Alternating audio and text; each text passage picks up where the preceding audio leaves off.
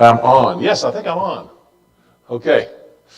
Thanks for coming out tonight. My name is Mike Womack, and I'm a lay person, like I assume almost all of y'all are, maybe all of y'all. I still say y'all and all y'all because I'm raised in Mississippi, but I've been living in Indiana for 30 years, and then but a lot of native Hoosiers constantly remind me that's not long enough to qualify as a Hoosier yet. But anyway, so I'm here. I'm a lay person. I'm a member of Mount Auburn United Methodist Church, is what it used to be. It's now called Mount Auburn Church. We are a global Methodist church now. We disaffiliated, and along with 104 other churches in November. And that makes a total so far in Indiana of 143 churches that have disaffiliated completely. And you're sitting in one of them. Whether you knew it or not, this is a global Methodist congregation now. If you'd have been here 2 months ago, it would have been a United Methodist congregation. But so there is such a thing as disaffiliation. It is possible if you want that. Not everybody should do it, and I'm not here to tell you what you should do to your church tonight. But I just want to tell you what other churches are seeing and why they are disaffiliating. I don't have any idea. When I first started giving these talks, and I've been giving a version of this talk for about 1.5 years, almost 2 years, and this is like version number 16 or something. I've given over 100 presentations. When I first started, nobody knew hardly anything, so I really had to start with the real basics. And now constantly I find a lot of people know a lot, and they just really want to know what's their next step. So I'm going to try to start with the basic, but move pretty quickly, and so then we'll have time for questions, and you can ask questions, to clarify whatever it is I'm going to tell you. And I'm going to give you a ton of information. I really wish there was some kind of way I could pour into your mind all the things I know. Not because it would necessarily cause you to believe what I believe. I'm not trying to make you believe what I believe. I just feel like if you know what I know, then you would not be confused at all, and you would be able to make clear decisions, because if you know a lot, it becomes pretty clear what your choices are, and then you can make a clear decision. But I suspect a lot of y'all are still kind of confused about everything.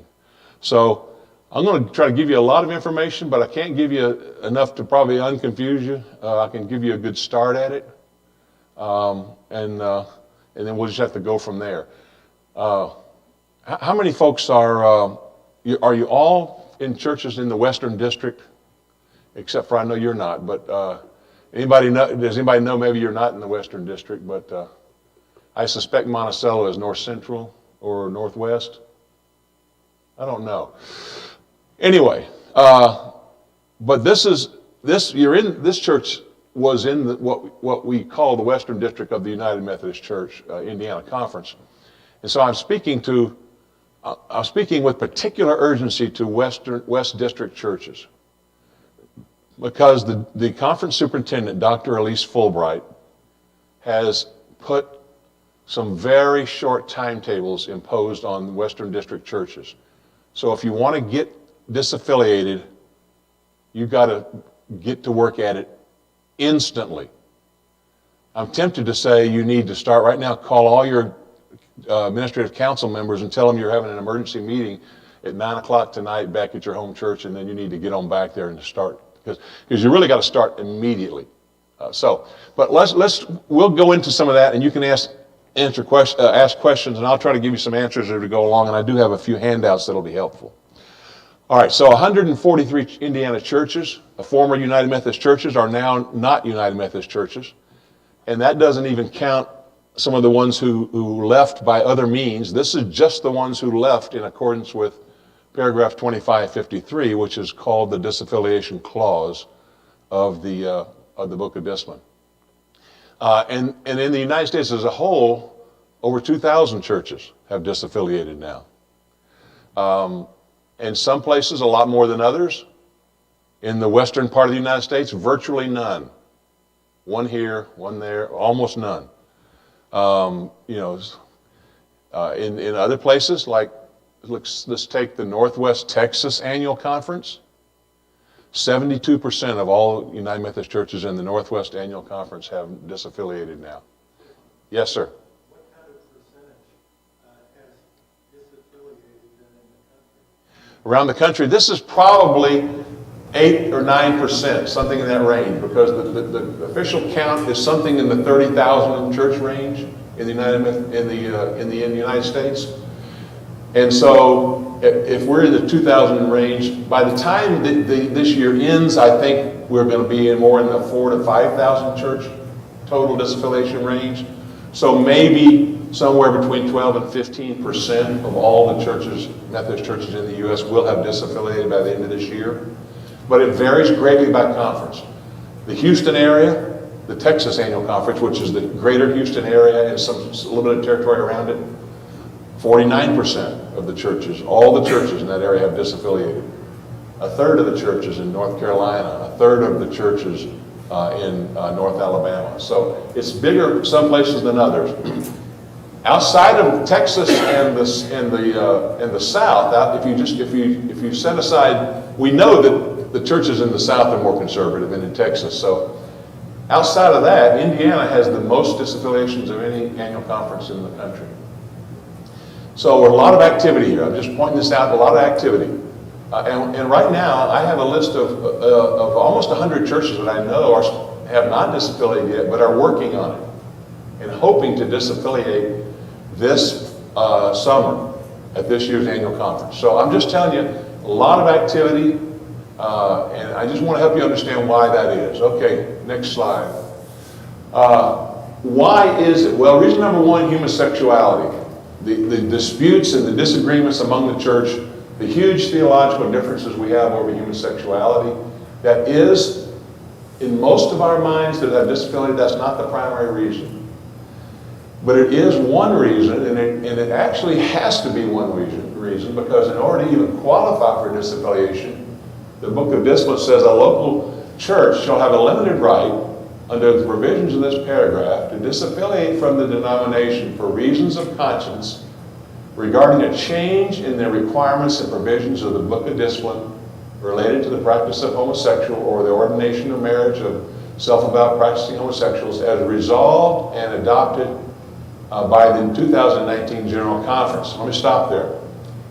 Cut out some of the extra phrases that says you'll have a limited right to disaffiliate as a matter of conscience over changes to the Book of Discipline as a result of the 2019 General Conference. There were no changes on human sexuality from the 2019 General Conference, other than to impose stricter penalties for people violating those rules. And so conservatives, in one sense, you could say, and some bishops have taken this position, you don't have a right to disaffiliate if you're a conservative because you don't object to the Book of Discipline wording. It wasn't ever changed. And in fact, starting this fall, starting about mid-September, our annual conference says when you come to do your church vote on whether you're going to disaffiliate or not, that language has to be part of the motion that you make in front of your whole congregation. You have to read that out loud and say, this is the reason we're disaffiliating. And conveniently, the wording of the motion stops right where I start bolding. It doesn't include the comma, because the rest of that sentence is comma, or, and or means, forget all what went before. If you don't like that, then here's another way. Or the actions or inactions of your annual conference related to these issues which follow. Next slide. So for conservative churches in Indiana, and really all around the country, but especially here in Indiana, I'm not disaffiliated because I disagree with this Book of Discipline's stance on human sexuality. My objection on the human sexuality issue has to do with my annual conference's actions regarding human sexuality. And here's just a few examples, and more on these things will come later, but the passage of Resolution R5 at this past summer's annual conference. And I'm going to show you some of the language of that. But basically that was a resolution which says we support all ordination of homosexual clergy. We support churches performing same-sex marriages. We support all this stuff here in Indiana. And this was a resolution which the majority of the delegates from Indiana voted on and passed. So this is now an official position of the conference, even though it's not binding, it's not enforceable, but it does represent the vision of our whole annual conference. Yes, sir. I was there this Saturday morning. That was managed to be voted on Saturday morning. Yes. Because the other churches already left. Yes. And I was so upset when I saw that. Talk to his brother about the shenanigans, because he was there, I was there, Scott was there. The shenanigans that went on in order to get this passed. This resolution would not have passed 2 or 3 years ago here in Indiana. Our conference was too conservative. That's not true anymore. And now, with 143 conservative churches disaffiliated, that represents several hundred of those delegates that were at that conference. They won't be there next year. All the progressive ones will be there, but not 200 less traditionalist ones. Almost any progressive resolution that comes up will get passed next year. Bishop Trimble has a podcast, and in March the 1st, in part of his podcast, he just plain out and put it right on the table. He says, our book of discipline in many churches have got it wrong when we say homosexuality is incompatible with Christian teaching. So our bishop is on record as being against the wording of the book of discipline in regard to homosexuality. He also has participated in a nationwide webinar. I'll show you some pictures of that a little later. But anyway, my point is, even if you don't object to the language of 2553 of the book of discipline on homosexuality, you still have a right to disaffiliate based on the actions of our annual conference. All right, next slide. Another reason that churches are wanting to disaffiliate is just the huge theological differences that we see between the average person in the pew and the leadership of the church, who is taking it in a whole different theological direction. And they take pride in calling the United Methodist Church a big tent. It's a big tent theologically, you know. We're broad, we have all kinds of different beliefs. The leadership of the United Methodist Church sees that as a feature of the church, and most of us traditionalists see it as a flaw.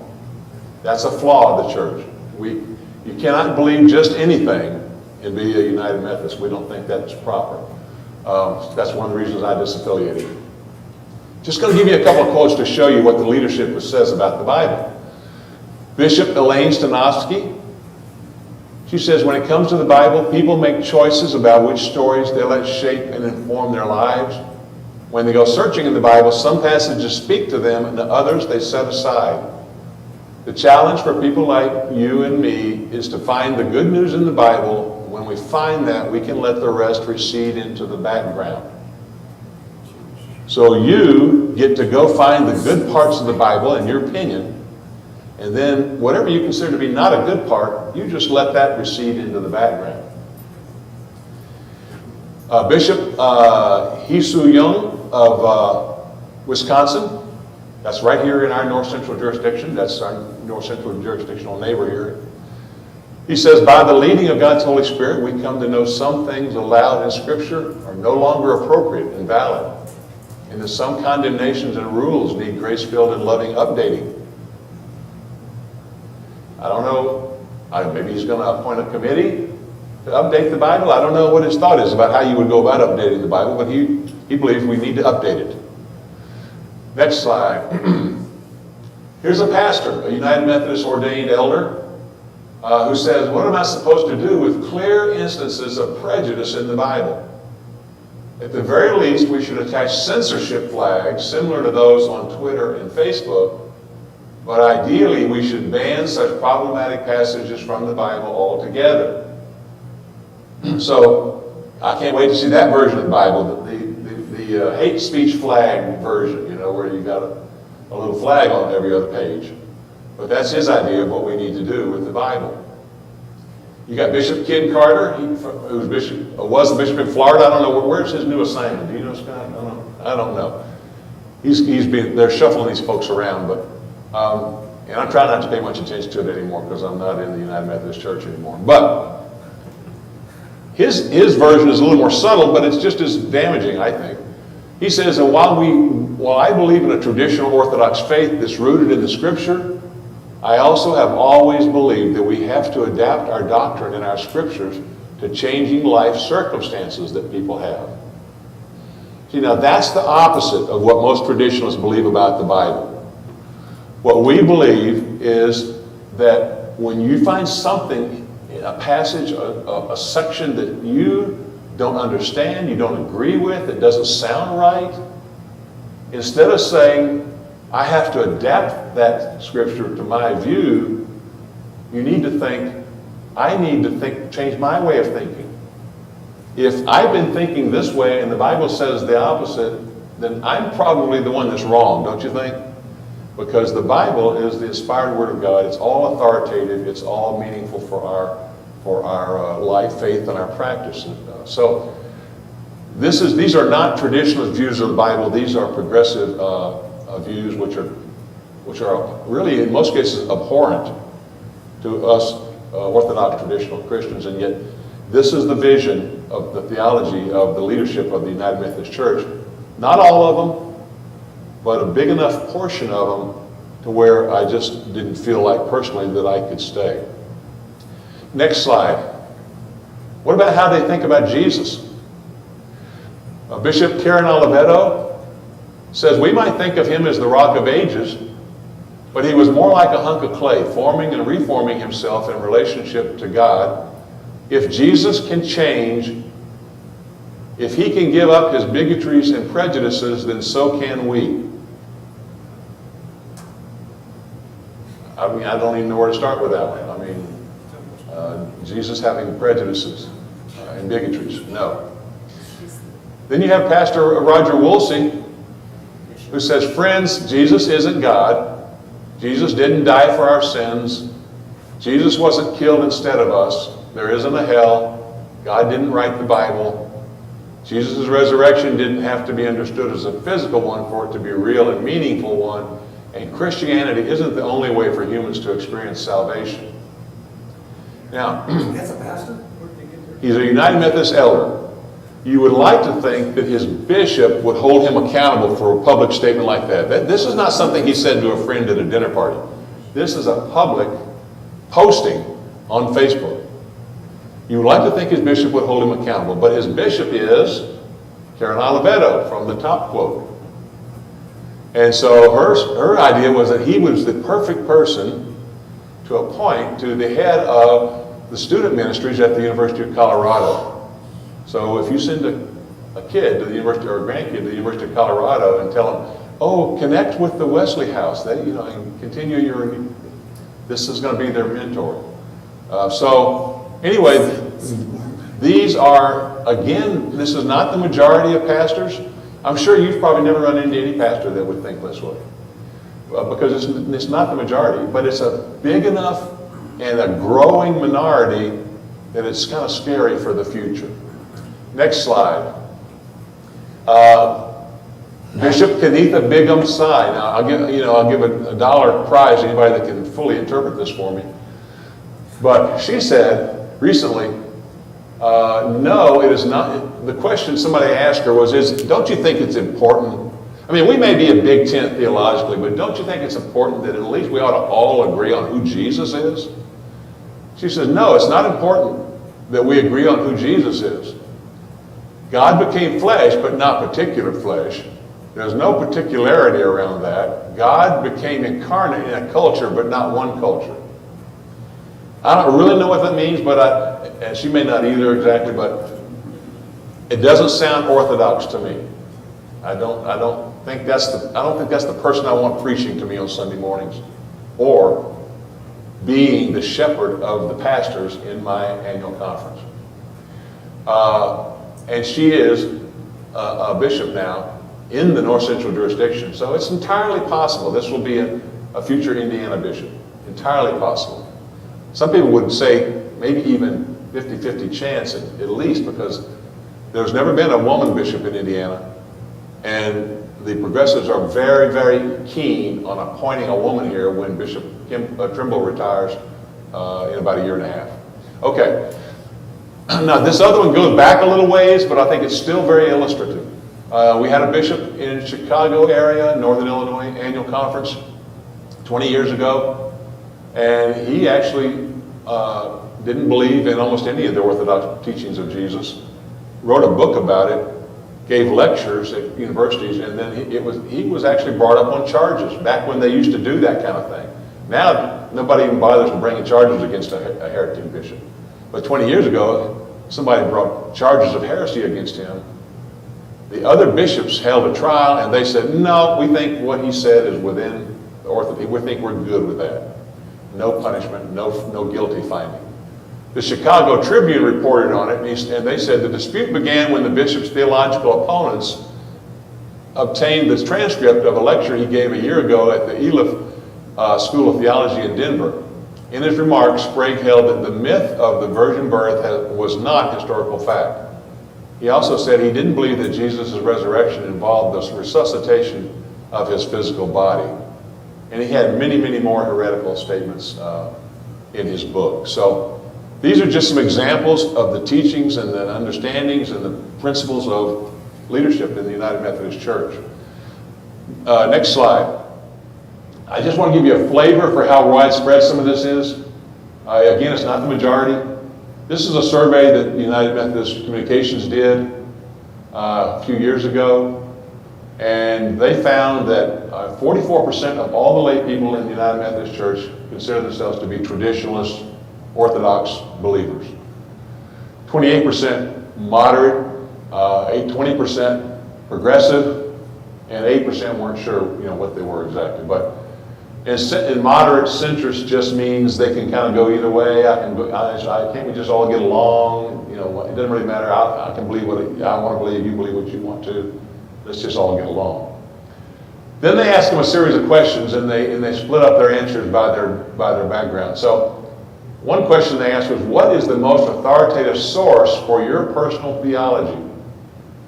Traditionalists, Orthodox believers, tended to say the majority of them, a strong majority, said Scripture or tradition, with the emphasis on Scripture. Among progressives, the majority of them said reason or experience. Only 6% said Scripture. Only 6% said Scripture is the basis for my theology.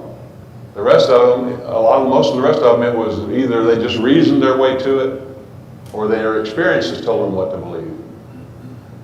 And then they asked them what should be the primary focus of the Methodist Church.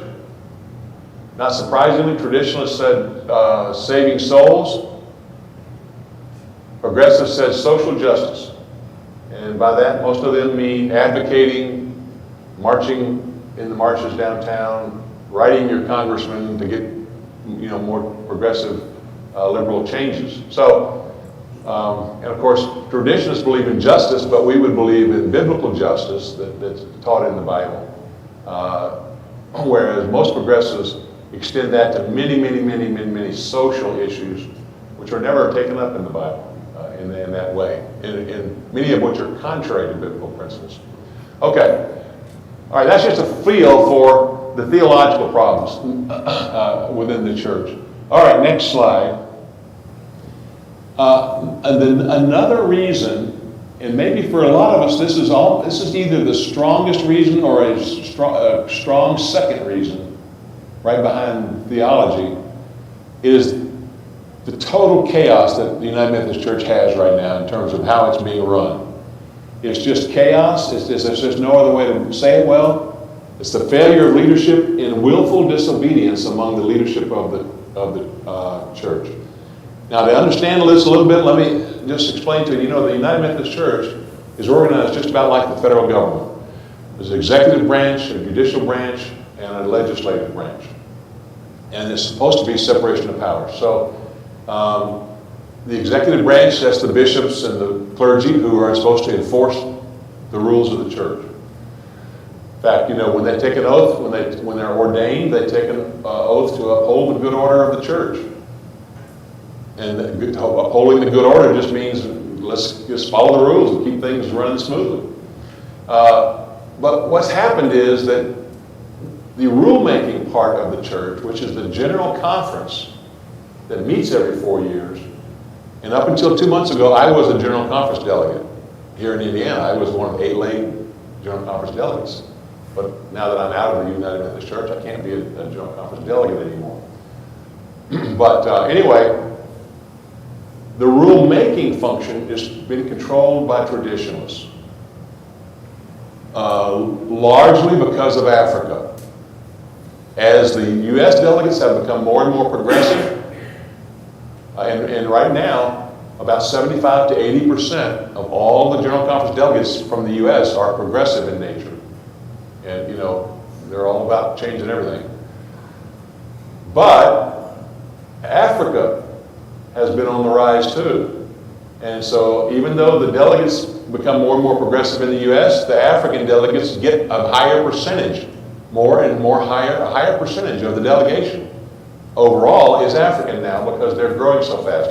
20 years ago, which isn't really that long for a lot of us, right? We can easily remember 20 years ago. 20 years ago, there were about 1 million United Methodists in Africa. And today, there's almost 7 million. And the average age of a United Methodist in America is over 60. And the average age in Africa is 19. Think about that. So as they get more and more representation, they are traditionalists theologically, all right across the board, 100%, virtually 100%. So whenever it comes up that we're going to change the rules on homosexuality at General Conference, the combination of the African delegates and the few remaining U.S. conservative delegates are able to vote that down. And that really, really makes the progressives and almost all the bishops really mad. They just cannot hardly stand the idea that they can't get their way on that. So starting in 2019, and I don't have time to explain the whole 2019 General Conference thing to you. You can Google it and read it, 2019 Special General Conference. But starting then, when they fail to get their way, you just begin to see an explosion of defiance. We don't have to change the rules, we can just ignore them. And so I want to give you some examples of that because that's what's happening now is the leadership is just ignoring the rules. Next slide. In the Western jurisdiction, which is one of the 5 jurisdictions in the U.S., is the Western, it's the largest geographically, it's the smallest membership-wise. It's basically everything from Kansas west. And so that whole jurisdiction, everywhere out there, they have declared it a safe harbor for LGBTQ plus issues and people. And so this is an example. This is one of their advertisements that they put on Facebook and on TV and on YouTube and all that. If you read the box that the arrow's pointing to, it says, where same-gender weddings are always allowed. That's the Western jurisdiction of the entire Western jurisdiction of the United Methodist Church. Same-gender weddings are always allowed. Because nobody enforces the rules. The bishops all got together and said, we all agree with each other. None of us is going to enforce the rules. There we go. And that's the end of that. Next slide. Last year, Iowa said, hey, that's a good idea. Let's do the same thing. So now in Iowa, I'm not going to bother reading all this, but just take my word if you read that. What it says is they're going to start allowing all that with no consequences in Iowa. So now any pastor in Iowa can perform a same-sex wedding. Any church can host one. And the Iowa Annual Conference can ordain self-avowed practicing homosexuals if they want to every year all over the state of Iowa. Next slide. That's the exact vision that is coming to the whole North Central jurisdiction. In 2021, a little over a year ago, the North Central jurisdiction passed a resolution. Oh, that's my daughter calling, and I'm going to just tell her to hang up on that one. Okay.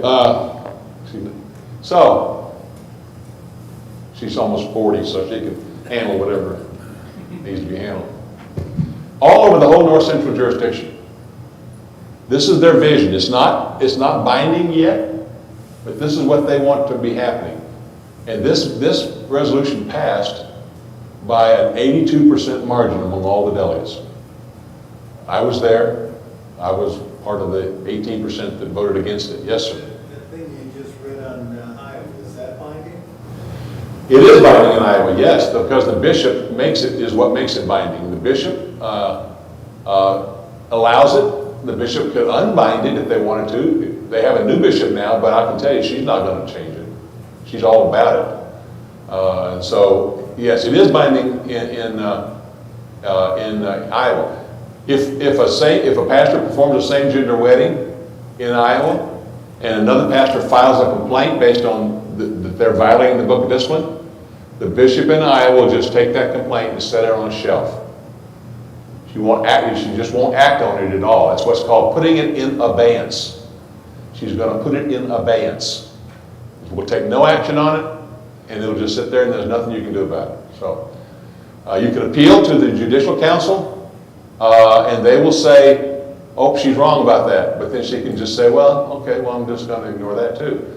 And that's what they've done in the Western jurisdictions. The judicial council of the United Methodist Church has said, you cannot consecrate an openly gay bishop in the United Methodist Church.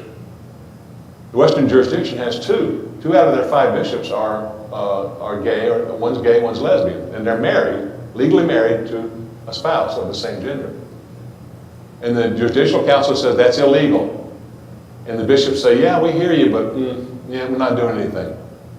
So that lady has been a bishop for the last 6 years, even though the judicial council says she can't be. Here in North Central, it's the same kind of language. We urge everybody to just ignore the rules, basically what this says. It's all violations of the Book of Discipline. Next slide. Here's resolution R5, a part of it, here in Indiana. You can read the whole thing online.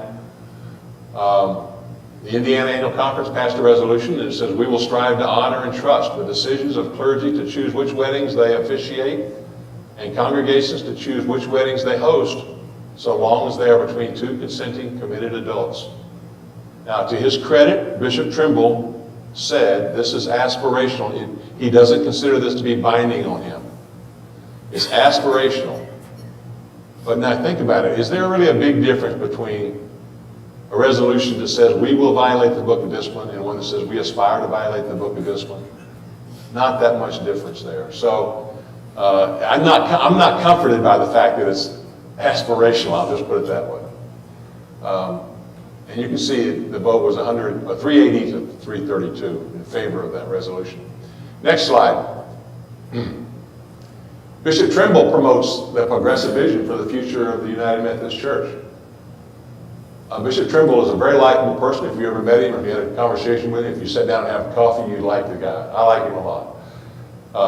He's just very progressive on his theology. Now, also to his credit, he's being more fair with us on disaffiliations than some of the other bishops around the country. So I'm not going to get on his case too hard. But I don't think he should be promoting a vision that's contrary to the official doctrine of the United Methodist Church. Think about that a minute. I don't speak in United Methodist churches anymore because the conference has basically made it almost impossible for me to come in and speak. And all I'm doing is coming in and saying, you know what, we should be following the rules of the Book of Discipline. But a person who wants to say we should not be following the rules of the Book of Discipline is welcome in his easily elected bishop. So it's kind of a screwed up thing there. But you can see that he was among the speakers at this conference. You can see the rainbow flag all around the outside. The title of it was A New Beginning in Inclusive United Methodism. And the bishop, the lady bishop on the right is Karen Oliveto, who believes that Jesus was prejudiced and who is a lesbian openly married to another woman. Next slide. This stuff trickles down. If you notice this effect, the Western jurisdiction, the whole jurisdiction says we want to violate it. The North Central jurisdiction passes something that's similar to that. Then it trickles down to the Indiana Annual Conference, who passes something similar. Boom. Then it trickles down to the local church. So St. Luke's is the largest United Methodist church in Indiana. And last summer, their board said that we will support St. Luke's pastors who choose to perform same-sex marriages and the utilization of St. Luke's facilities for such marriages. So now this is right here in Indiana. Then, this fall, Faith United Methodist Church in Fort Wayne followed suit and said, yeah, us too. And now I don't know if either one of these churches has performed a same-sex marriage or not. If they do, they'll probably keep it pretty quiet. But they're on record as saying we are willing to. Next slide. And there's more coming. I just want to help you understand, this is not just some random person occasionally doing this. This is all part of a grand plan. Now that's a bold statement, and I'm sorry, but that's my opinion. Here is a newly elected bishop in the part of the Western jurisdiction. And up until just a few weeks ago, she was a pastor at a local church. And on that church's website, they had a little biography of her. And they said, this is what they said about her. I'm assuming she endorsed this statement. It's a statement about her on her own church's website. So she says, they say, Dottie believes we are living in a time of epochal change which requires the church find sacred ways to die in order to reborn. She calls for heretics and edge dwellers to lead the church forward. Her vision is for the heretics to take the lead. Now, I'm sure that she would have a way to explain that which is not quite as radical as what I'm thinking, but I still don't like it. Next slide. This is Bishop Kavitha Begum Sai, and she is right on board with this idea of leading the change. She says, we have too long depended on the imperfect mechanisms of General Conference to address challenges that cannot be solved by legislation. The legislation will eventually follow, but real change will happen first at the grassroots in local churches and annual conferences. This is her publicly stated vision, which she will take action on. I guarantee you, she's a very strong-willed woman. You make whatever changes you want to make. You do whatever you want to do. And then the legislation to support that catches up later. That's her idea. I've had, well, I could go into a lot more about that. This is the president of the Council of Bishops, Bishop Thomas Bickerton. And he recently said that General Conference has been dysfunctional for 50 years and it hasn't borne much fruit. Now, you can probably guess the reason he says that is because it hasn't given him the changes he wanted. It hasn't passed the legislation he wants to have passed. So in his mind, that means it's not borne any fruit. So then he says, we've been given permission. The General Conference, the postponement of General Conference is a good thing. We've been given permission. Maybe it's self-appointed permission to move ahead. Now, that's a rare moment of clarity among some of these bishops. He actually had a moment of clarity where he stopped and said, maybe it's self-appointed permission. Because you know what? It absolutely is. He has no authority to move ahead with his vision without legislation from the General Conference. But he's going to do it anyway. He's got self-appointed permission. Is it just me that sees these kind of things? Next slide. This is Bishop Scott Jones, who it was just announced today is now a bishop of the Global Methodist Church. But up until just recently, up until January the 1st, he was a bishop of the United Methodist Church. He was the bishop of the Texas Annual Conference. And he was one of just a small handful of traditional bishops. He retired early. He was eligible. He could have served, if he wanted to, 2 more years. He retired early, and in his retirement letter, he said, the increasing disobedience of bishops' annual conferences, jurisdictional conferences, and agencies in the UMC makes my service as a general superintendent more and more difficult. I can't get my job done, he's basically saying, because there's just so much disobedience among bishops' annual conferences, jurisdictional conferences, and agencies. That covers the gamut. That's everything. Everybody's in our disobedience. Next slide. This is Bishop Mike Lowry. He also has joined the Global Methodist Church. He's not an active bishop. He's what we call a bishop emeritus. But he's part of the leadership of the Global Methodist Church now. He's a great guy.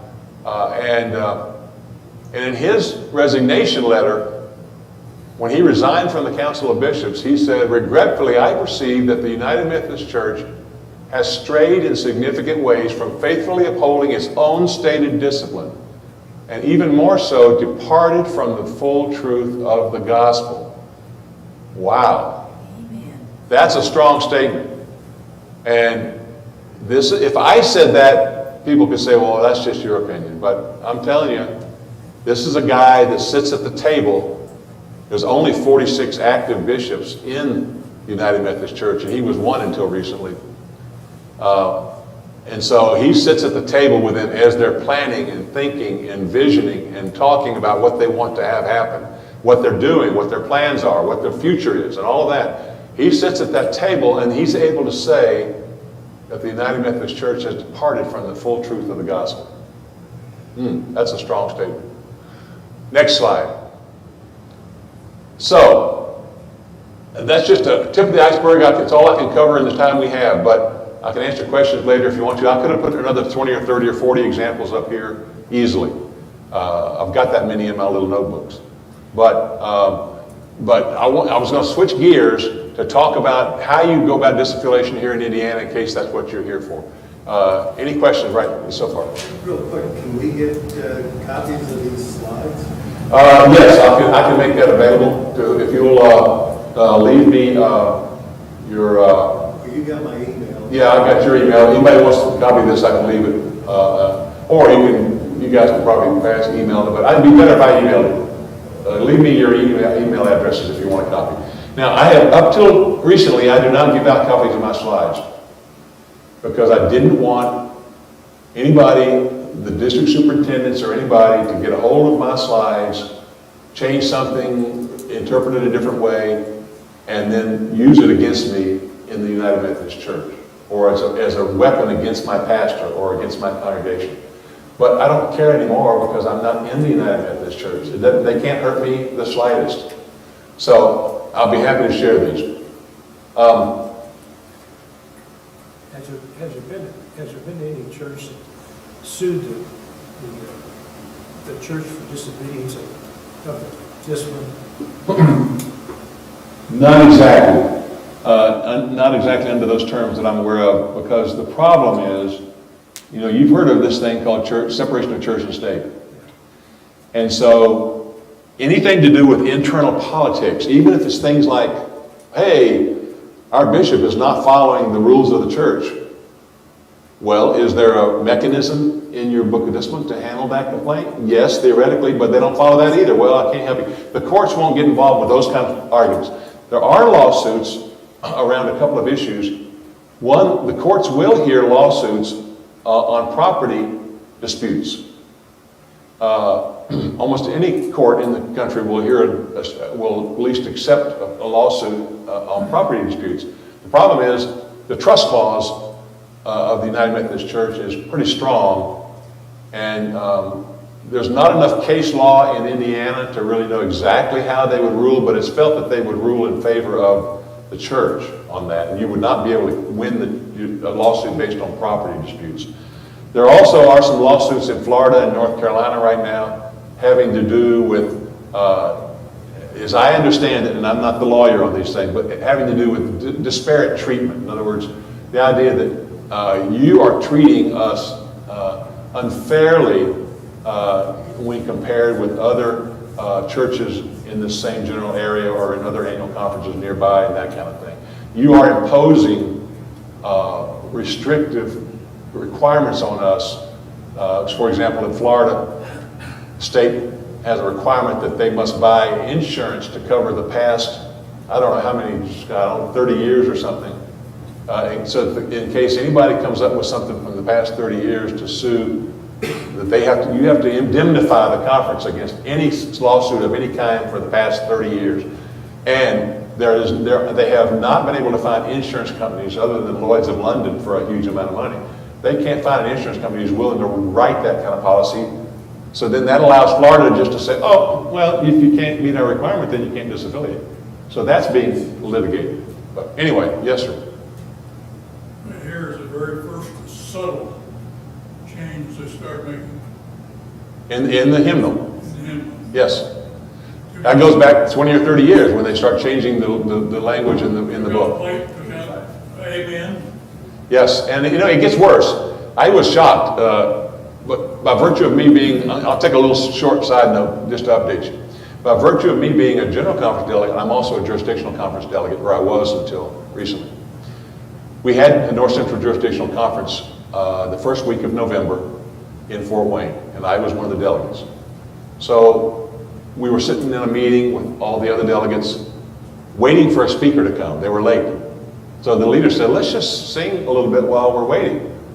And he led right out with Jesus Loves Me. And I started singing, and then I realized everybody else in the room knows new words that I don't know. I have not ever sung these new words. The new words, they don't use the word he or him at all. You don't say, he is, we are weak, but he is strong. Nope, sorry, that's out. We are weak, but God is strong. So you have to change the pronouns in all these, even in Jesus Loves Me. And the whole room, almost 90% progressive delegates, all seem to know that except for me. Then when it came to do communion, when we consecrated the new bishops, we had communion. And the whole order of the service was printed, and we all had a copy of it. Exactly what was going to be said at every step of the consecration. So when it came to the communion, the words that were printed were, "This is the this is the body of Christ broken for you." The next line, "This is the blood of Christ shed for you." That's what it was printed there. But the bishop who was reading that part, when they got to the word blood, they paused and said cup. This is the cup of Christ. You do not want to use the word blood, because that's violent and offensive to some people, and it's a trigger word, and we just can't use the word blood. Even though that word and concept is all over the Bible. You can't almost even understand the gospel without using the word blood. So, anyway, just some examples, brother, of the kind of things that are happening. I've got, how many of you are already well along on your discernment process or on your distillation process? Raise your hand high so I can, okay. A small group over here, a few over here. Are some of y'all just beginning to think about it? Seriously? And you're in the West jurisdiction probably. I got bad news for you. You almost can't make it. You really got to be starting right this second to make this happen for you, if you think your church would even cooperate. But let's go to the next slide. I'll go over these steps one at a time, but the next slide is, I'm not even going to talk about that. Go to the next slide. Okay, here's the deal. And I've got a handout for anybody that wants one. This is a letter from your conference superintendent, Dr. Elise Fulbright, who I know personally very, very well, and she's a great lady, very helpful to our church in our distillation process. We're in the Central District. She's also the Central District superintendent. Our church was in the Central District. It's just one page, so to take them back, yeah. So anyway, but the deal is she has upped the timetable drastically compared to other districts.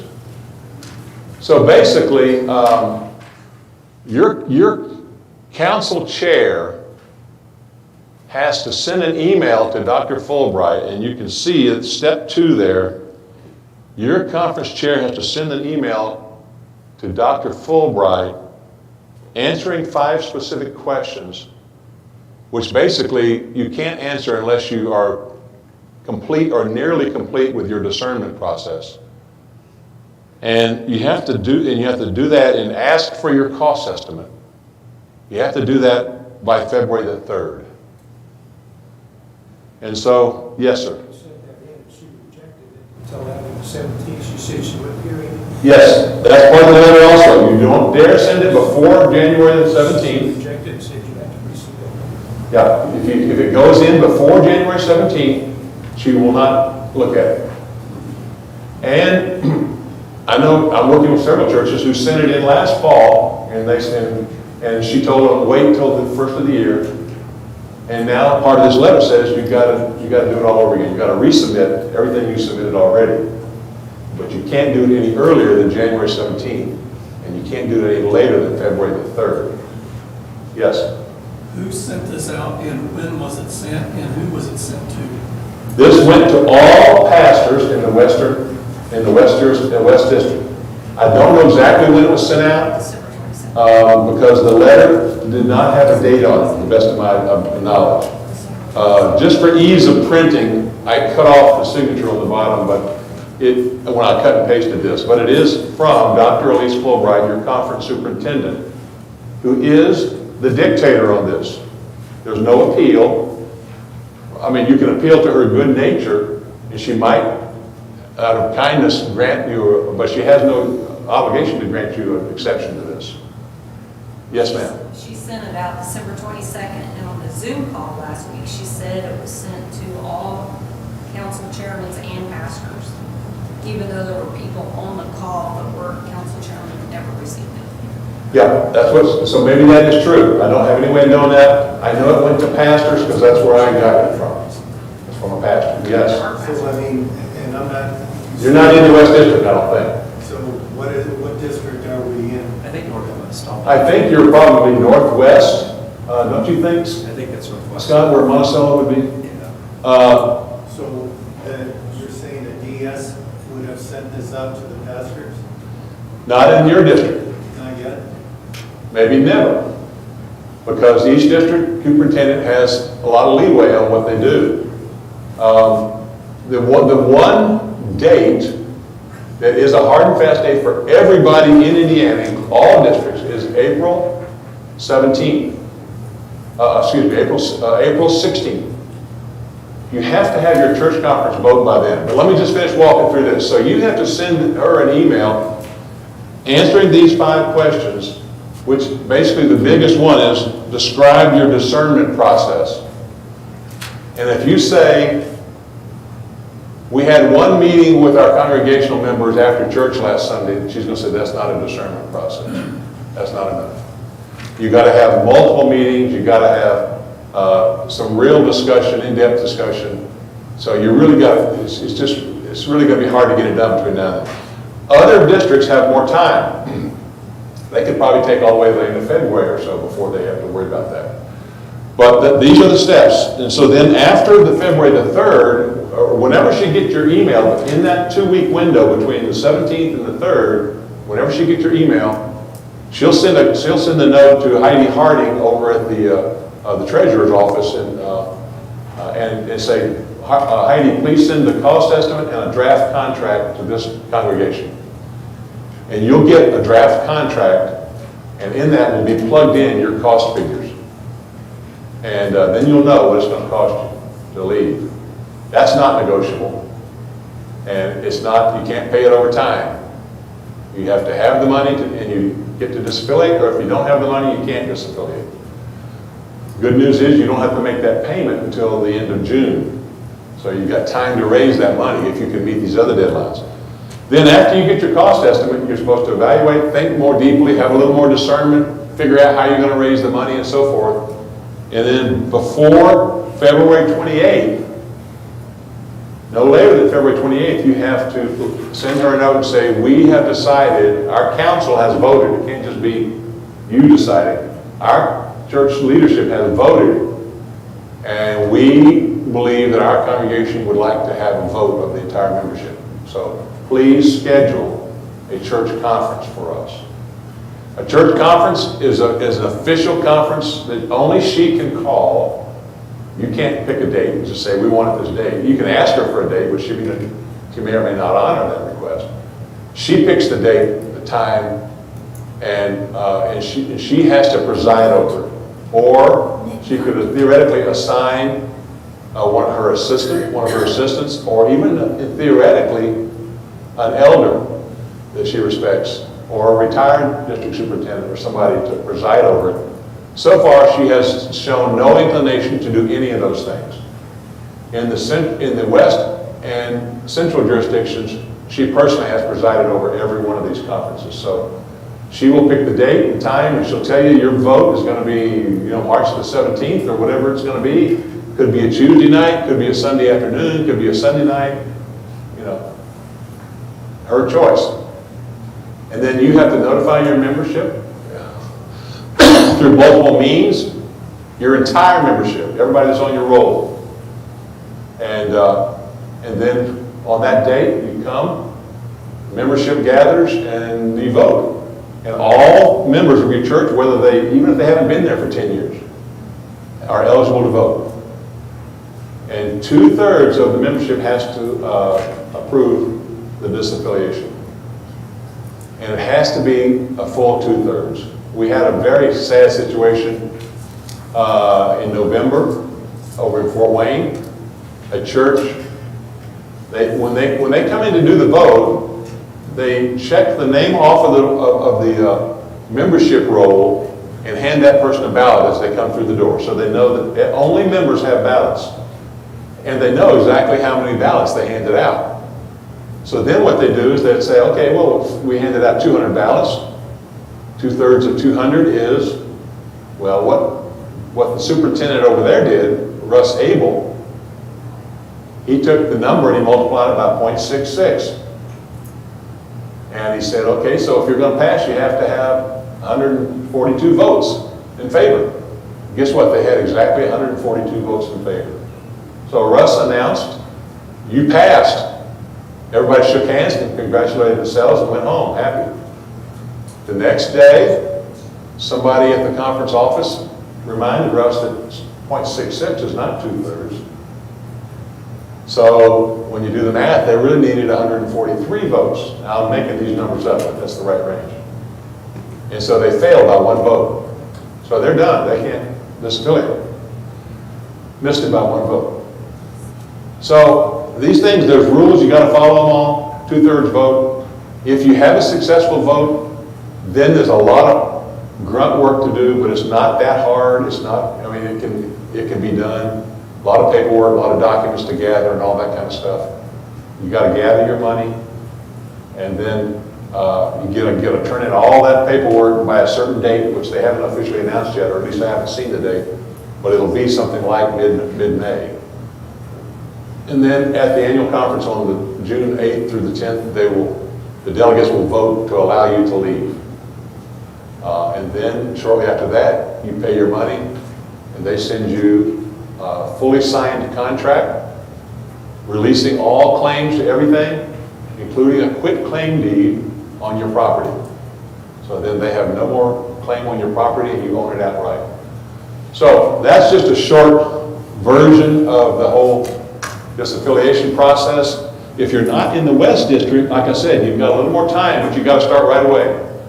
You've got to start right away educating your congregation, talking about this, helping them understand what the issues are, getting a sense of whether your congregation is likely to want to disaffiliate or not. We knew our church was likely going to do that. And every sign we had pointed towards that. And then when we had our vote, it was 92% in favor of disaffiliation. Some churches just have not had that range of support. And so if churches that fail, just narrowly fail, it's very divisive. So I just have to warn you, unless your church is very, very unified theologically on these issues, there's almost no way to do this without causing division within your church and causing some people to leave. We even had, I think, 3 people leave our church. We average about 300 on a Sunday morning. We only had 3 leave the church. Now, if our vote would have failed, we'd have had 200 leave, but that's a whole other story. So I'm just going to shut up for a minute and let you ask questions, and then I'm going to turn it over to Scott for a few minutes to talk about. I'm really done on the slides, but Scott can talk to you about what might be out there in the future for you, because he and I are both heavily involved in Global Methodist Church, very strong proponents of the Global Methodist Church. But is there anything I can help you with on disaffiliation? Yes, sir. First question, that's 2/3 of the members attending, right? Yes. 2/3 of the members present. You have to be present to vote. That's both good and bad. Because if you've got somebody who's inactive and lives in Florida now, and you don't think they probably would have voted to disaffiliate, well, the good news, they probably won't make a trip just for this. But also, if you've got very faithful and Orthodox shut-ins that can't get out of the nursing home or whatever, they can't vote either. So they have to be present to vote. We're going to have a meeting this Sunday Good. whether to pursue this or not. Yeah. That's the first vote, right? I mean, we went to our council, we voted. Yeah. Had this announced last Sunday that we would have it this Sunday. Now, Yeah. for this one, attendees can vote, right? So there's several ways to do this. The preferred way to do it, but you don't have enough time to do it this way, so you're probably doing it just right. The preferred way to would be for your council to decide whether or not you want to educate the congregation. Then you spend several weeks, maybe like for us, it was 2 months, educating the congregation, meeting after meeting, information mailed to their home and everything. Then you take a straw poll, which is what you're talking about. It's a straw poll, it's a non-binding vote. And whoever you want to vote can vote. Now, the only thing I would say, if attendees vote, then, it's maybe a little hard to get an exact read on the membership. So you might want to think about just having membership vote, or what some churches have done, and I don't know if I think you guys did this too, is ask them to either put their name on there so you'll know if it's a member or not, or if not their name, at least a check. You can put on that straw poll ballot, member, non-member, and you could have them check that, and then you could just vote, you could count just the membership vote to see what percentage of the membership, because that's more indicative of what you're going to get at the final vote. Yes, sir. If there's attendees that would like to vote, could they be made members? Absolutely. Okay. Yes. Of course, membership is at the discretion of the pastor. The pastor could say, I don't think you're ready yet, because he doesn't want them to vote. Maybe if you got a progressive pastor who doesn't really want them to vote. But if your pastor is cooperative and willing to take them in as members, then yes, they can join. We had members join the morning of the vote. So it can be done that way. Yes, sir. I guess along those lines, what do you do? Because I have pretty much followed up. Obviously, you've been very kind to me on information. Information has been gathered by me. Yeah. Okay, and what do you do? And I've met with both pastors on this, and I kind of got an idea of where they're leaning. Yeah. Now, what do you do? Obviously, there's a lot of different things. The first time I ever heard of a trust clause, because we just put a building in. Yeah. Okay, and I can tell you that the funds raised for that building, knowing what you know now, probably wouldn't have been as robust. Okay. Yeah. With the idea of this trust clause, and if it goes sideways, you don't own anything. Yeah. That's one of what I've got a whole slew of questions on this thing, but Call me tomorrow. We'll talk about it, whatever. I will give you a call. But yeah, I understand. And here's the thing. This is hard. There's a lot of work to getting this disaffiliation thing to happen. It's really hard if your pastor is actively opposed. If your pastor is either supportive or at least willing to just stand back and do nothing, that makes it a lot easier to get this done, because this really is a lay decision. The pastor should not be driving this one way or the other. But if they're supportive of it, that's helpful. Like in our church, everybody kind of knew what our pastor's position is because they know how he preaches every Sunday. But he did not come out one way or the other publicly and say, I'm in favor or I'm not in favor of disaffiliation, until the morning of the vote. Our vote was on a Sunday night. On Sunday morning in his sermon, he said, I just want to let you know I support this. I think this is the right thing to do. But up until that point, he did not have a public statement about it. So the pastor supported, that's great. If the pastor is not supportive, it's harder to get this done because there will be a lot of people in your congregation who will be like, well, I don't know. I'm not sure. What does the pastor think? Okay? So if the pastor is not supportive, it's hard to do. It's not impossible. Because the ones that really should drive this is your ad board, your leadership council, your church council, your administrative board. That's the ones that should drive this. So if the administrative board is in favor of pushing this, then you can get around the pastor. Now, if the administrative board is not willing to push it, then it's almost impossible to get done. In theory, there's a clause in the book of discipline that says if you can get a petition with 10% of the membership's signature on it saying we want to talk about disaffiliation, and you can submit that to your district superintendent, then in theory, they could say, well, then the church is allowed to do it no matter what the board or the pastor says. But I don't know anywhere that's been successfully done because the district superintendents will say, a lot of them will just say, well, I know that clause is there, but it wasn't meant to apply to disaffiliation.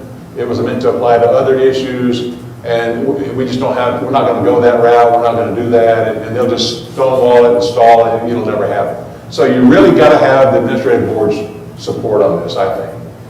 If you don't have that, Bill, it's just, you can't get it done.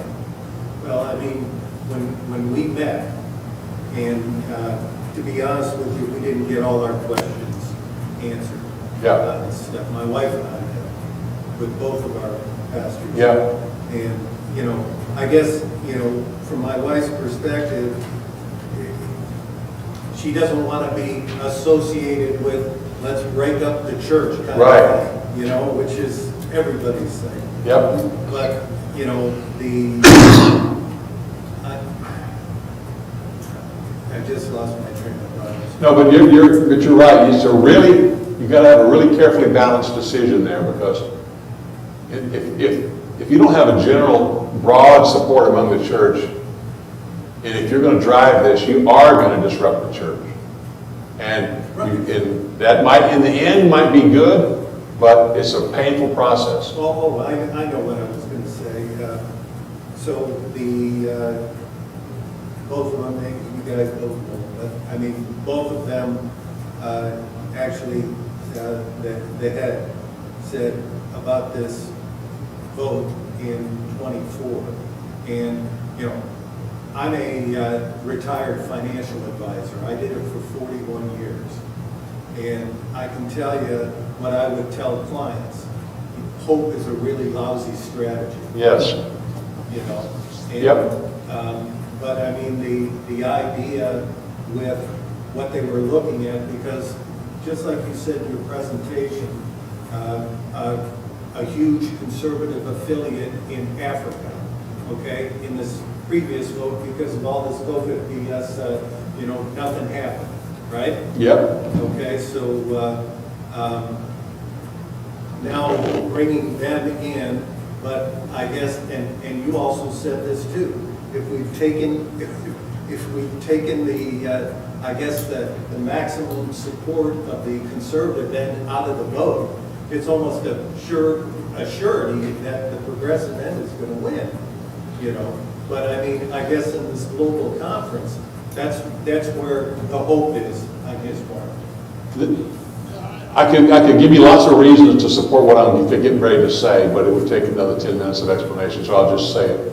But there's a lot of thought and logic behind what I'm getting ready to say.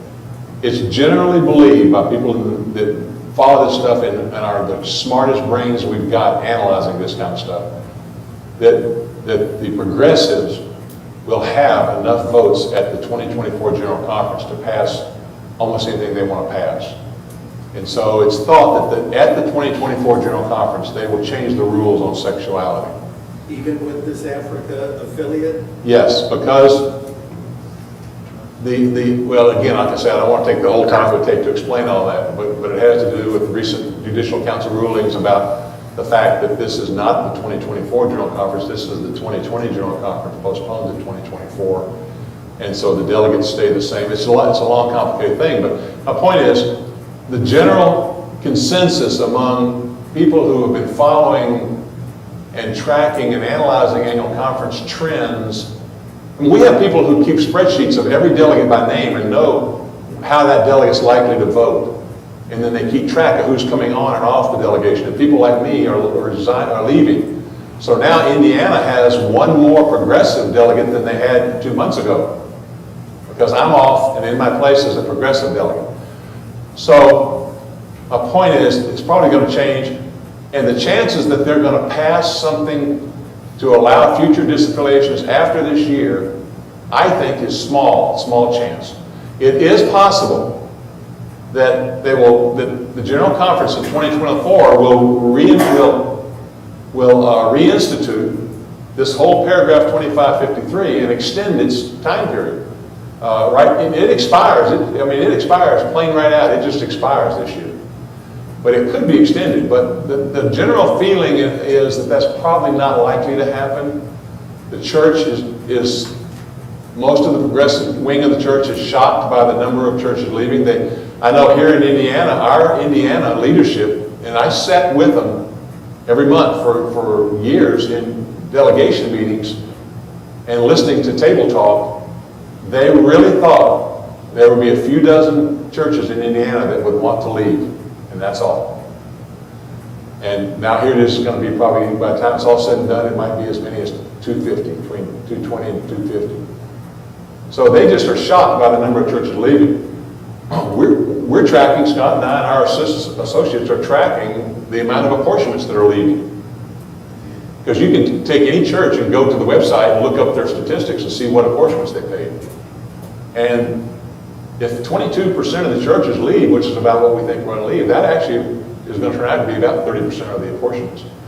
So the conference's income is going to fall from $12 million a year to maybe 8.5 at the most.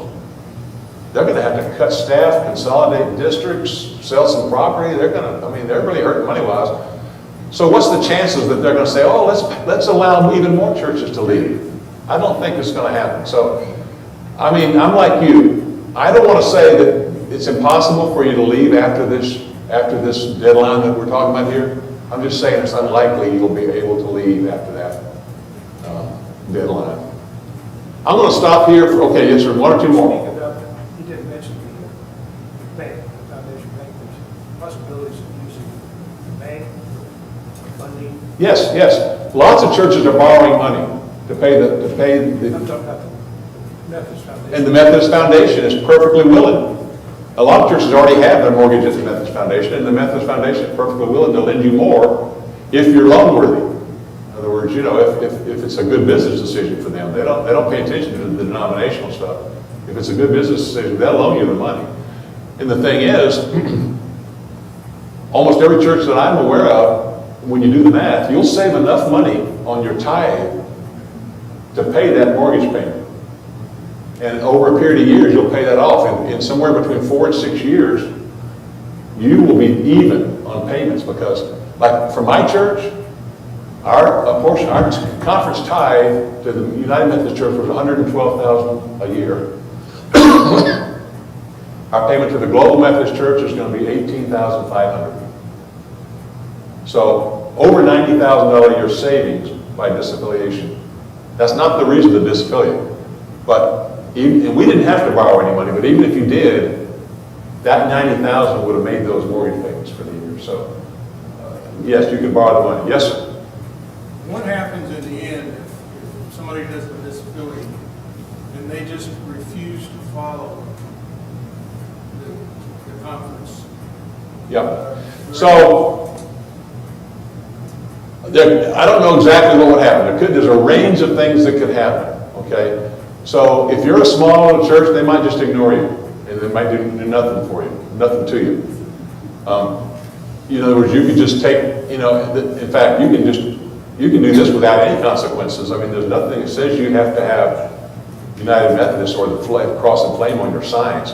So a lot of churches, you could go out tomorrow. I talked to a church in Brazil over a year ago, and after I talked, the pastor said that his board met, and the next week they ordered a new sign. because they didn't want the word United Methodist on their sign. So a lot of churches, you could just take the name United Methodist off your sign, take all the cross and flames down, change the name of your church if you want to, change the stationery, and have no visible signs of being a United Methodist church.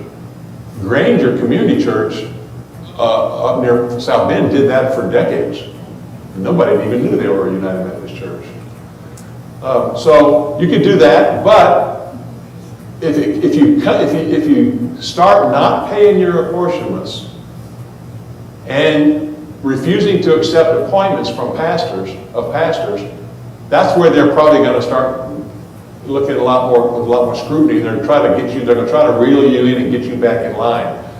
The most extreme thing that could happen is, and has happened other places, is they can say, look, you're not willing to be a United Methodist church anymore, then you're effectively not a United Methodist church. Your building and property is not being used for the purposes of the United Methodist Church, so we're seizing it.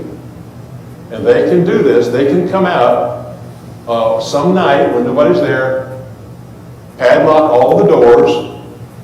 The next morning they can go down to your bank and seize your bank account, and they will take control of your building and sell it. And there's nothing you can do about it. You can sue, but you'll lose. So that's the most extreme thing that could happen. Now, I don't know if that would happen, and it might take several years to get to that point, but I can tell you, if a bunch of churches did that, if you had 100 churches in Indiana try that, you would definitely get your property seized, because they would not want to set an example like that. If just one or two little small churches do that someplace, you might get away with it.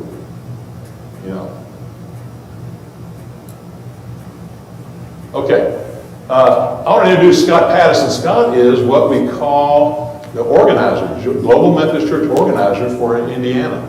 And he is the pastor of the Connection Church in Kokomo, which is one of the first 5 Global Methodist churches in Indiana.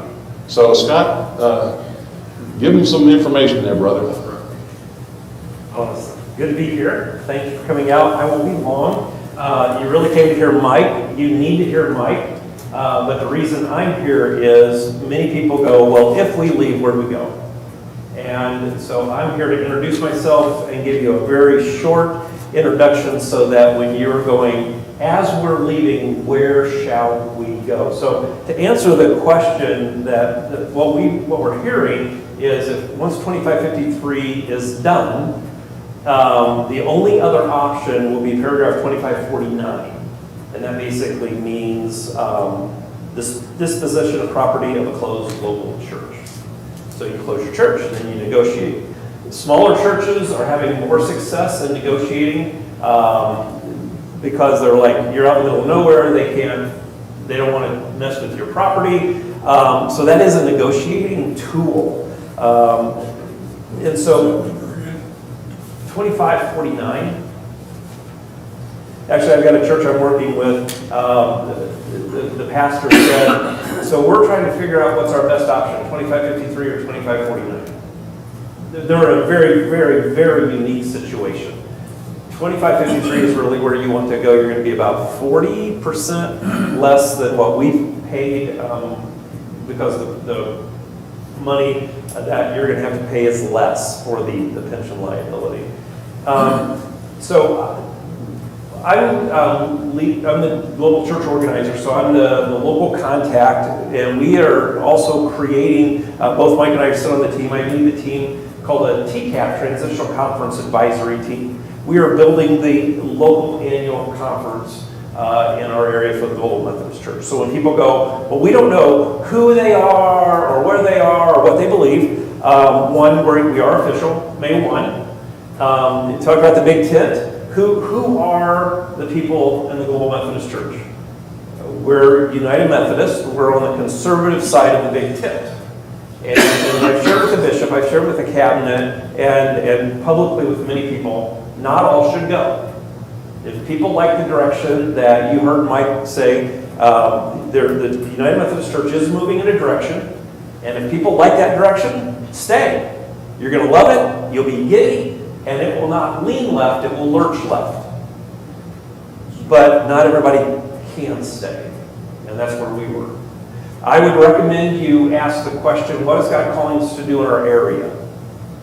And part of your discernment language you want to use, one, go back as far as you can remember that you've had the conversation when you're talking about your disaffiliation.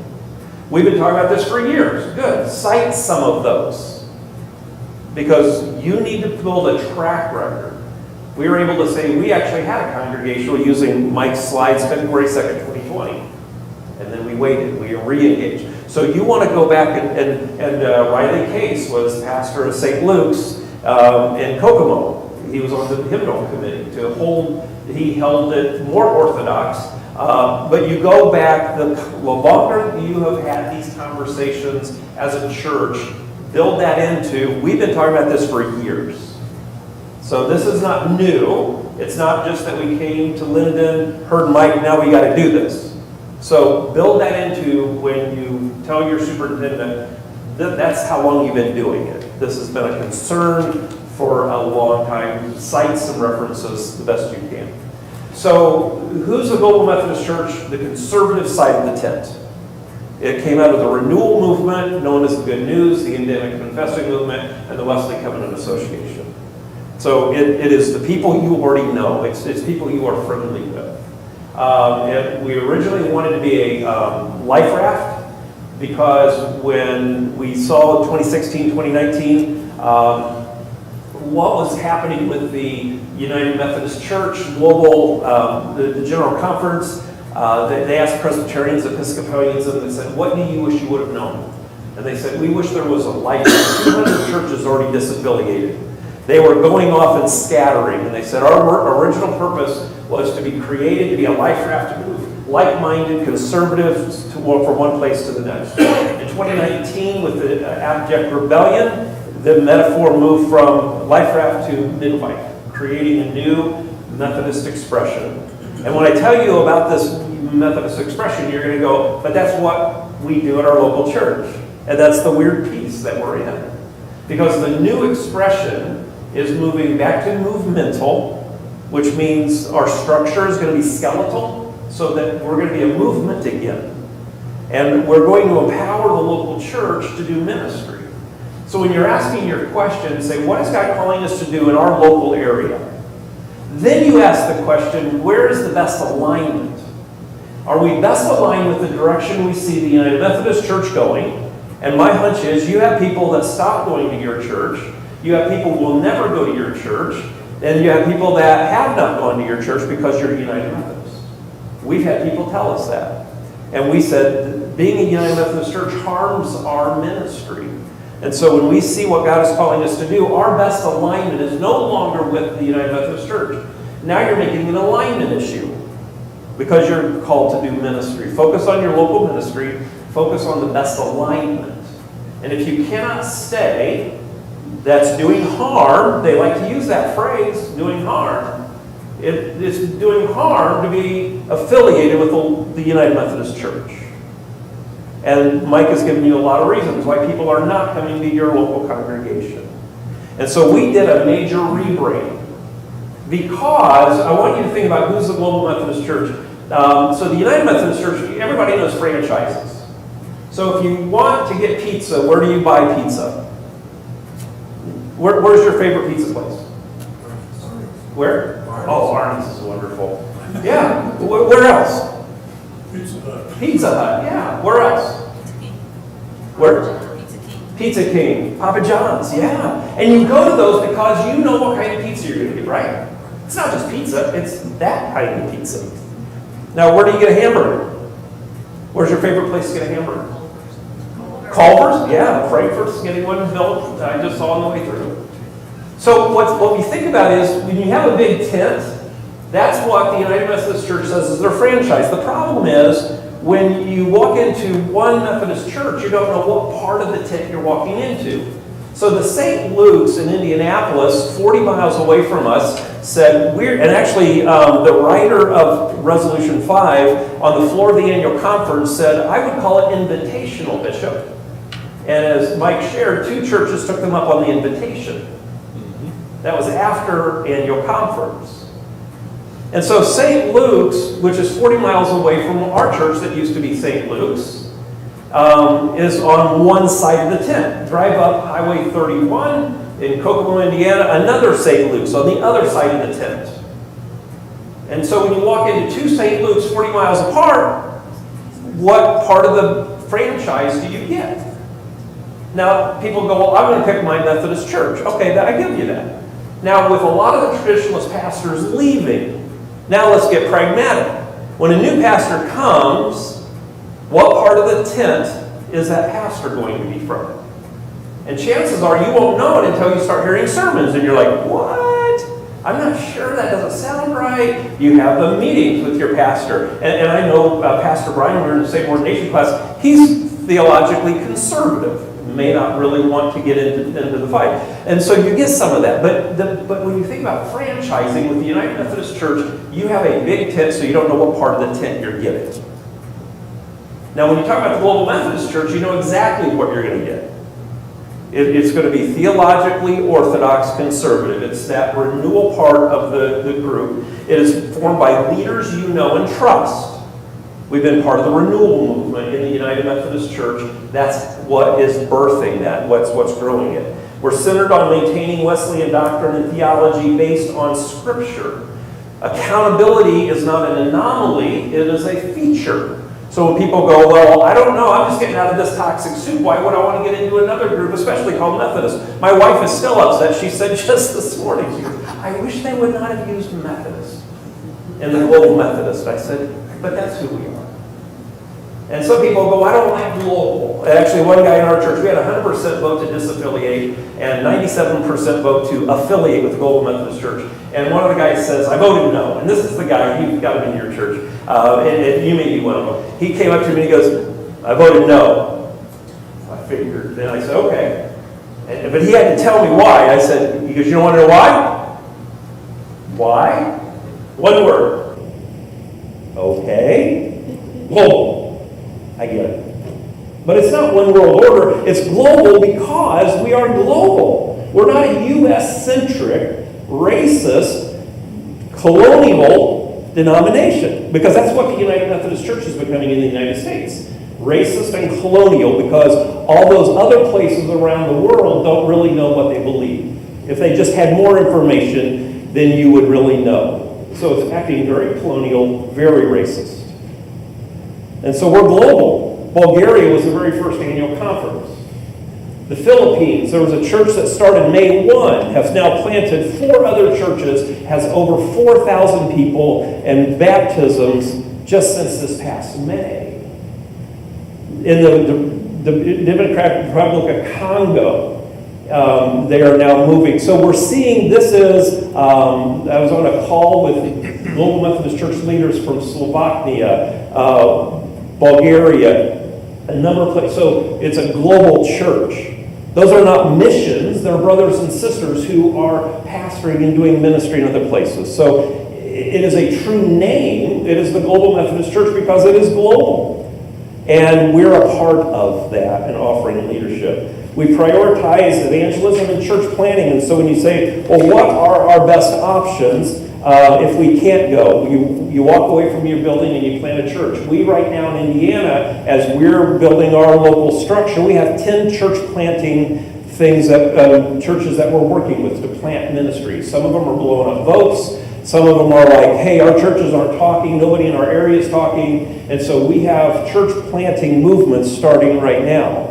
Multiplication is what we're going to be about. We're leaner, more effective, structural. Right now, we're doing this, we're not getting paid to do this because we believe in the movement, and as we build our structure, it's going to start with volunteer, and as we can afford it, we'll begin to pay for doing that. Prioritizing the work of the local church. And so our focus with all of our larger structure is to empower and equip the local church, which is why I said, what is it God's calling you to do? Because at the end of the day, you're going to fight to get out, but you still are called to do ministry where you are. There's more resources for the local church. Your connectional giving is only going to be maximum 6.5%. Maximum. It's written in the transitional book of Doctrine and Discipline. And for that to change, we all have to vote for it. Can you imagine people gathering in a meeting and saying, I want to pay more money? It's not going to happen, especially from where we're coming from. There's no trust clause. You own your property. Now, here's the cool thing is, let's say, you say, well, we're not sure yet, because here's what I want you to think about. Some of you are like, I love the thought of starting and being a part of something new.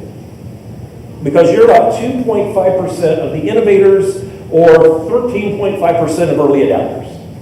And you love the thought of creating something new. Now, some of you are like, I don't know. Let's wait, let's see what's going to happen. Well, that's 34% of early majority or 34% of the late majority. But here's the cool thing is you get voice on the way in. We're waiting to hold a convening conference of the larger Global Methodist Church until 2025 when people are out. Because we want more people to have voice on the way in. There will be convening conferences for the local annual conference before that. And we're building that as soon as we can. And we're hoping to do that as soon as we can locally. So there will be local structure. But just understand, that's part of your personality. But here's the thing. Coming in, you get voice on the way in. We have a convening conference, and you go, oh, wait a minute, this isn't what I thought it was going to be. In the transitional book of Doctrine and Discipline, 90 days doing discernment, prayerful reflection, you say, we can't be here. You vote, you leave. No cost to get in, no cost to get out. But you're in a structure that is similar to what you know, only it's empowering you and it is aligned with you. And so when you say, well, they go, well, we're not sure, it's not been voted on yet. The Transitional Leadership Council ratified this. Every pastor and every church that joins the Global Methodist Church ratifies this. When I joined and became an elder in the Global Methodist Church, I had to write and say, I will follow. I ratify it. When the churches, this church, Mount Auburn, our church, every Global Methodist church, this is ratified. It's an active legal document. This is what we believe.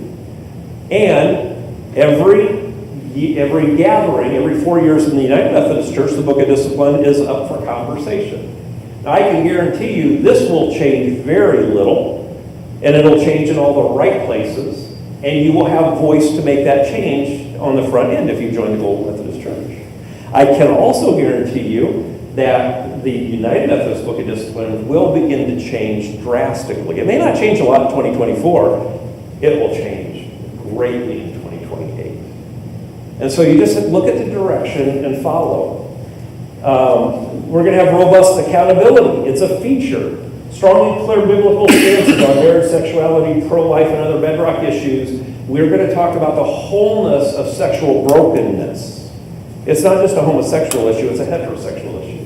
My ministry coach is Sam Rayner, and his dad, Tom, you may have heard of him. And what's interesting is, as we're doing these coaching calls, we said, here's the two largest denominations imploding over human sexuality. The Southern Baptists on one part and the United Methodists on the other part. Sexual brokenness is a real thing, and God has called us to bring wholeness. And so when we talk about those issues, we're looking at what does God say about that wholeness for everybody. Truly a global church, greater local church involvement in pastoral appointments. You don't get a phone call, you don't get married at first sight, and then you spend the rest of your time trying to figure out if you're going to stay married or get a divorce. There's going to be a conversation. What kind of pastor do you need? Here's a couple that we can talk to and have those conversations. Pastors are there till they're not there. And so for your local church pastor, you're not going to have to go every year, January to May, wondering when the district superintendent calls, is that the call? Are we going to get our pastor back for another year? Your pastor and you are together until you're not together. And then it's a conversation, and we'll work with you to do that. We're already working with churches right now, offering appointments and having those conversations right now as we talk.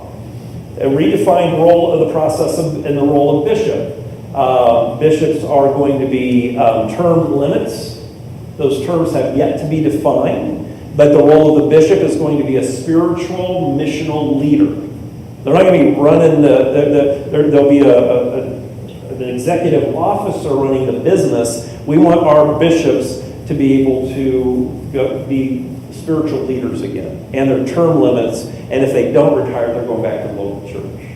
So they're not long-term, they're not going to be in retirement making votes like the current United Methodist bishops. Superintendents, presiding elders are going to be co-vocational. They're going to be a player coach. They're going to be pastoring a church and then being a coach. Basically, the role of supervisor is going to be a role of coach of 10 to 30 churches. We're going to start with right around 10 churches per district to keep it small. And so your superintendent isn't making decisions that are based in just, well, I used to do that. No, they're living with their own decisions because they're actively pastoring and actively working as a superintendent. So they're player coaches, very much tied to empower the local church. Mission through partnerships, and people go, well, I like some of our missional partners.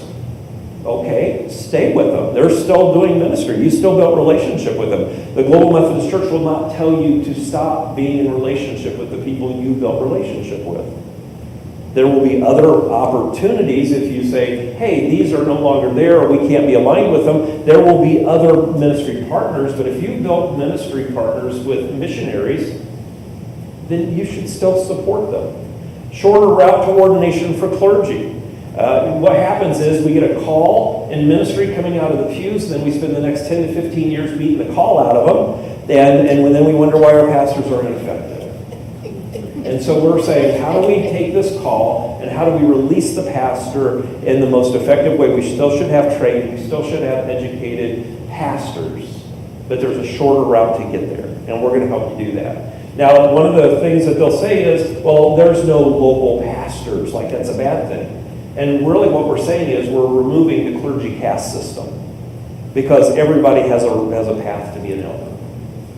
And so when people, and actually one of the guys that, we've got a church in town, we're combining, they'll probably be our North Campus in the next month or two. But he's a local pastor, finished all of his courses, and he says, now I'll always be a local pastor when I'm done with course of study if I study United Methodist Church.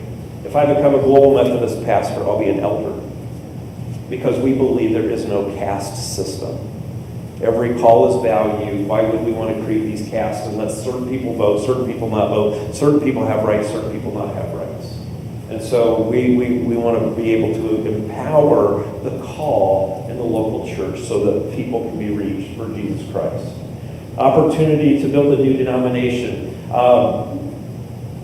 My ministry coach, Sam, does a podcast that reaches 22,000 people. Keith Boyette is going to be on that podcast, and Sam goes, I want to talk to this. No, this is so exciting. This doesn't happen every day, to build a new expression. Now, in our history, it's been a part of our history. You have Orange Scott in the late 1800s that started the Wesleyan Church for the similar reasons. You have the Nazarene that broke out of the Methodist Church. So this is not new. It's just the time that we're moving back to our roots. John and Charles Wesley wanted to renew their Anglican church. And they weren't. They didn't plan to start a denomination. So we're actually being true to our roots in planting a new movement. And so when we do that, we're pretty excited. Greater flexibility in ministry and structure. Social witness statements will require greater consensus. It won't be a group of people that will write these things that we're embarrassed by. We'll have a greater consensus, say, yeah, that's what we believe. Yeah, that's who we are. And there's a greater conversation about that. So that's a thumbnail, quick sketch. Within the next year, we already are having local structure. We'll begin to have a lot more local structure as we move forward. Both Mike and I sit on that team. We're doing this right now because the window to get out is tightening, and our role is to help as many people get out. And the role of the WCA, R.C. Mulbear is the chair of the Indiana chapter right now because he's keeping the WCA focused to help as many people get out. They're one side of the bridge. After 2024, the WCA will cease to exist, but because the bridge will come up, and then we move forward because on the Global Methodist Church, we're the other side of the bridge. Now, can you go independent? Absolutely. The problem is we don't know how to do independent. We've never had to have these conversations before. We've never had to do that. But people, because they have had such a bad taste in their mouth with how the United Methodist Church has been, they go, I don't want anything to do with it. And I think, Mark Twain says a cat who sits on a hot stove will never sit on a hot stove again. The problem is he'll never sit on any stove after that. And that's where many people are. And we know some people just got to get out. They got to get healed up because it's been really hard. But we also know there's got to be a safer place. And with the Global Methodist Church, you get the benefits of being an empowered local church with the safety net of a structure that you're familiar with, that is honoring the scriptures as you understand them to be, as you've been practicing to be, and will be in a better alignment to help you do your ministry. I've served on a couple of different roles to do church revitalization and multiplication. So these are exciting times. We have a catechism to teach. We believe that there is a structure of theology to understand, to teach adults and children. And so there's some exciting pieces. But I'm just here to let you know there is a safe place on the other side. But your energy right now is getting out. I did bring my cards, and I'll answer and be able to help you out in any of those conversations. First statement, then a question.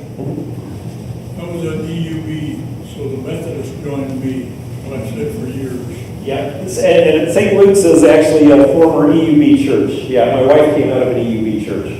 And the question is, we're global, we're talking, is it global at this point? Other countries doing this same thing? The Global Methodist Church has been global from day one. Bulgaria was the very first group that The joined. question is that other countries are.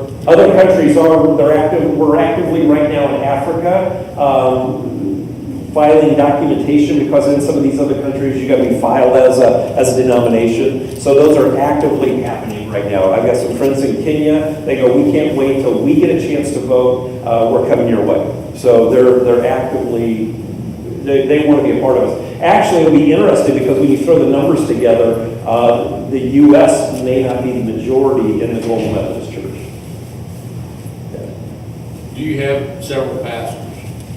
Right now in Indiana, we have 46 official, another 10 coming. It's just a matter of getting through. We have 87 pastors in Indiana that have already joined globally. There are over 1,000, let me see if I get this right, a little over 1,000 churches globally. No, over 1,000 pastors globally, over 800 churches globally, 95 of them are U.S. right now. Just because most of the global church right now is waiting for general conference, or there are other ways. So right now, paragraph 2553 really has been focused more U.S.-centric. With that. But our global partners that are theologically aligned with us are coming our way. Well, my question on that was, in the Methodist Church, we've been used to having our pastor, talk to the DS, your pastor that way. Are there going to be pastors for all of us or are we going to be out looking for someone ourselves? So that was part of our role. Right now we have more full-time pastors and more part-time churches. So that's a little dicey in the conversation. We've got a couple of appointments we put in for 6 months. It's a here to there plan.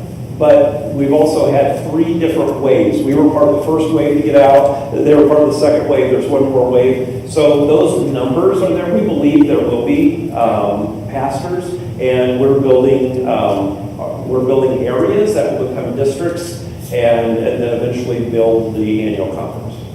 But I think it's true to say that out of the 56 Global Methodist churches that we have either officially in or within a few days will be officially in the Global Methodist Church, all of them are being pastored. All of them taken care of. So there's none of them that are not without a pastor. The Global Methodist, and then some of those are new appointments. Yeah. The Global Methodist Church has made here in Indiana already new appointments. And I got a call from Ohio going, hey, do you have anybody? So we're now having conversations across state lines to going, hey, do you have somebody to pastor our church? And so there's a much broader, so we're looking at not how do we build our local kingdom, it's how do we reach our areas. And so we're thinking networks again, the way the people called Methodists used to do it. And the pietists from the German side, the EUBs as well. Are you talking to seminaries such as Asbury? Asbury United, Truett at Baylor in Texas, Indiana Wesleyan, Anderson School of Theology, their Wesleyan Holiness.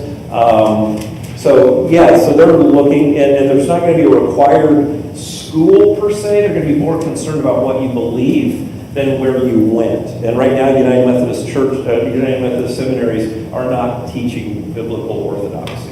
Asbury and United are the only two actively that are on the Senate right now doing that.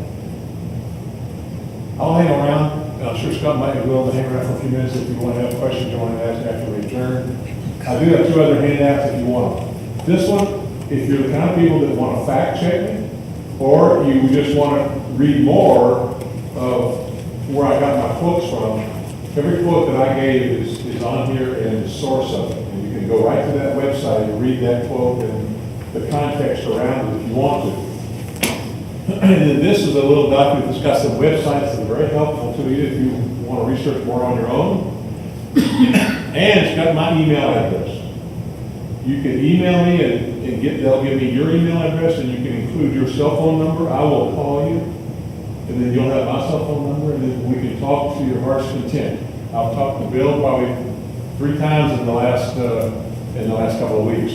And I talked to 3 different lay people from different churches today already. And while I was here, I've got a phone message that said, please call me right away. So this is what I do. I'm retired, and I spend almost all day, every day, just doing this kind of stuff. So I would be happy to talk to any of you multiple times if that's what it takes to help you out. But here's my email address where you can send me your information and so forth. So I'm just going to leave these up here. Come get them if you want them. Any other closing comments? Because I think it's time to go. All right, I'm hanging around for a few minutes. I'll hang around, I'll put my cards right up here, so however.